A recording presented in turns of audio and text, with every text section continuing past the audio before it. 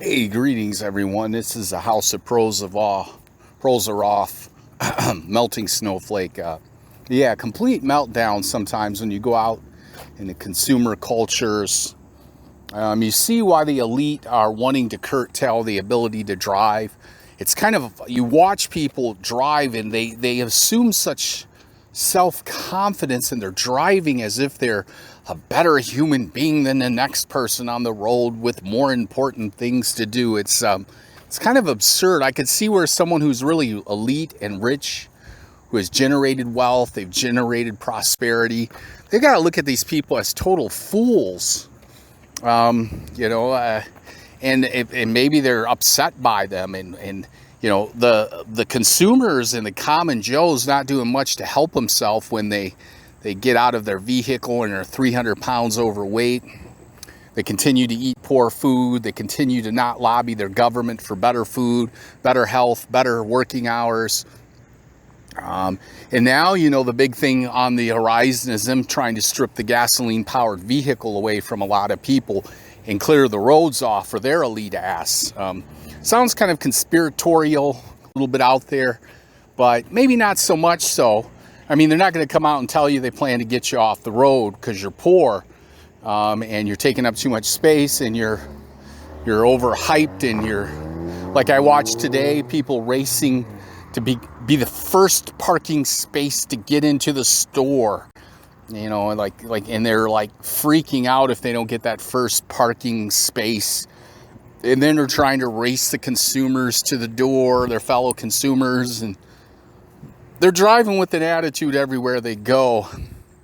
And, I could see where people like, unfortunately, Mao Zedong, who was a horrible human being, I guess, for at least we say he is, for all the people that perished under him, and Stalin and Lenin and all these other crazy socialists. But when we look at the actual socialists, Karl Marx and Engels, they didn't kill anybody. And later in life, were not so big advocates of killing people. Their reasons for their writings were because of the Industrial Revolution and the beating that people were taking and the horrible living conditions that they get. So the horrible living conditions that the Industrial Revolution initially provoked. That changed, but we still have problems. We have new emerging problems now. Competition that's not helpful, really serves little purpose, but little more than a sportsmanship that doesn't necessarily make anybody wealthier, doesn't make the market better, doesn't make things more convenient and efficient.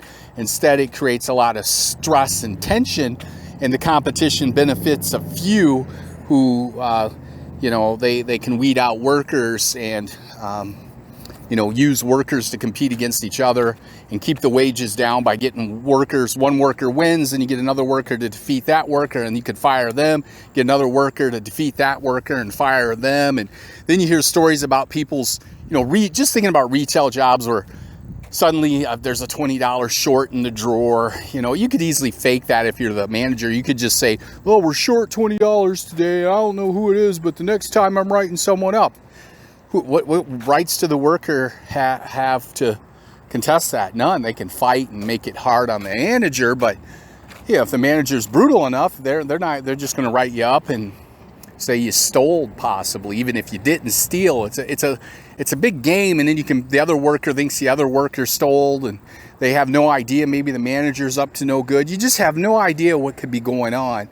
So hopefully you don't get people that overreact, but we're taught to overreact because this is a consumer-based culture, and you're supposed to overreact and react quickly and fast, and you're supposed to react, and you're this consumer that buys all this stuff. You better react, and you better hurry up and get that deal. You better be reactive. You better hurry up and shop and get that product. You better hurry up and get to the store. You better hurry up and get in front of someone else and buy what you got to buy, and got to hurry up and hurry up and hurry up. And these people are insane. And you look at the American parking lot of retail outlets, you got some of the dumbest people you'll ever see. They're loud, obnoxious.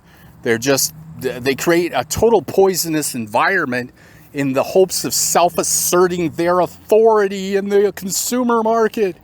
And, you know, it's good for a little while when you're maybe in your 20s, but when you get older, you really don't want to deal with that. Let's be honest. So we're creating a society that's based, it's pretty good when you're in your 20s and 30s, and after that, it's a bunch of shit, actually. So, you know, well, that's the House of Pros are off, talking crap. You can debunk my conspiracy theories. I don't mind. This is just for fun. I'm not here to say things are absolutely the way they are, but if you don't believe me, check out some of the people in the parking lot when you go to the store. There's some well-behaved people, but just watch some of the population as they fight for the #1 parking spot, and then they wait to get into a race with somebody else to get to the front of the door, and then they start getting mad when there's other people in the store, and they forget that if the store did not have other shoppers, it'd have no reason to exist. No store has any reason to exist for one shopper. It would be unprofitable. But common sense fails the common man. You know, get out of my way. It's like, if you don't have those other consumers, you don't have low prices, and you'll have no place to shop, buddy. And that might be what's coming.